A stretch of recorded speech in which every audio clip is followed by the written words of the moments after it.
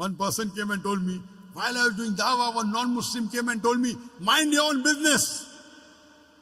What should I do? I told him, I gave him incidents.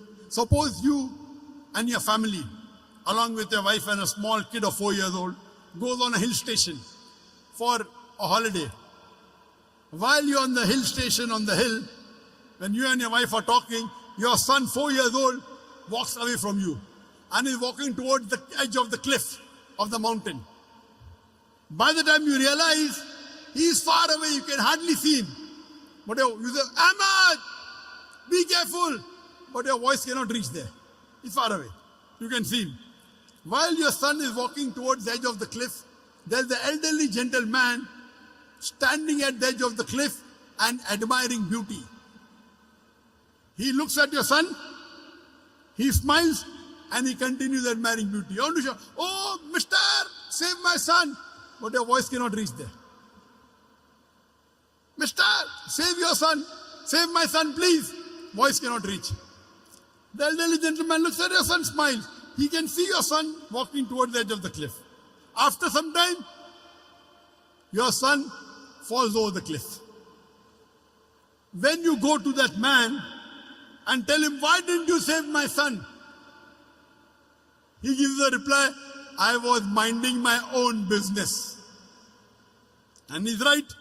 He did not push your son, did he? No. Did he tell your son to jump? No. So why should you blame him? He did not tell your son to jump. He did not push your son. Yet you will blame him and tell him, Allah gave him hikmah. He could have saved my son easily.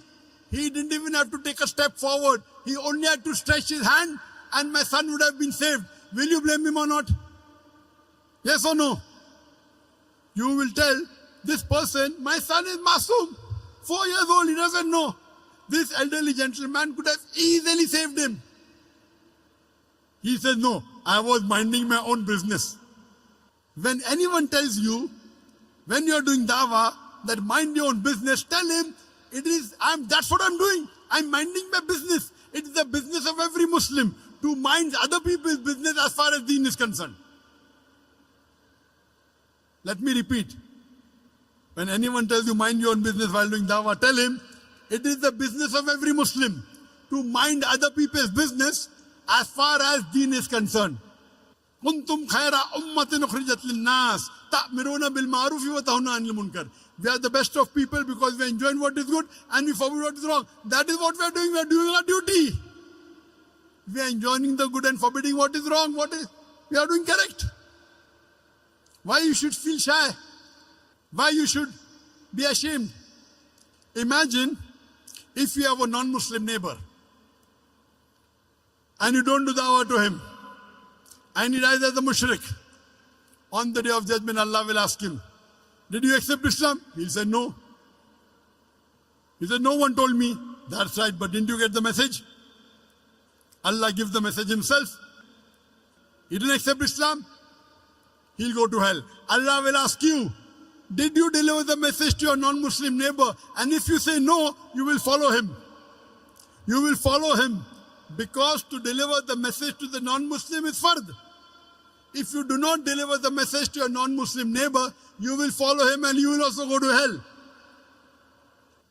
Allah subhanahu wa ta'ala says in Surah Al-Asr, chapter number 103, verse number 1 to 3, the criteria to go to Jannah.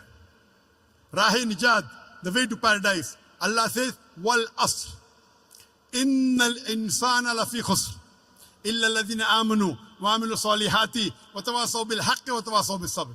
By the token of time, man is verily in a state of loss.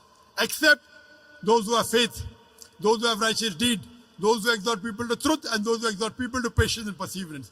There are minimum 4 criteria required for any human being to go to Jannah. Number 1 is Iman, belief, faith. Number 2, Amal Salihat, righteous deed. Number 3, Watawasaw bil Haq, inviting people to truth, doing dawah and islah. And the 4th, Watawasaw bis Sabr, inviting people to patience and perseverance. There are minimum 4 criteria required for any human being to Jannah. If anyone is missing, under normal circumstances, you shall not enter Jannah. You may be a very good Muslim. You may be praying 5 times a day. You may be having a mark on the forehead. You may be fasting in the month of Ramadan. You may be giving zakat. You may have gone for Hajj. But if you don't do dawah, according to Surah Al-Asr, chapter number 103, verse number 1 to 3, you shall not enter Jannah. You have to pass in all 4 criteria. If you only dawah is also, all 4 are important. Iman, righteous deed, dawah and islah, and inviting people to patience and perseverance. If anyone is missing, you shall not enter Jannah. All 4 are required. If you don't do dawah and Allah wants you to put you in Jannah, that's Allah's prerogative.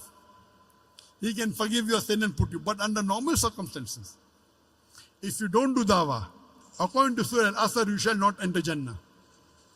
It's the fard, it's the duty of every Muslim that he should convey the message of Islam to those who are not aware of it.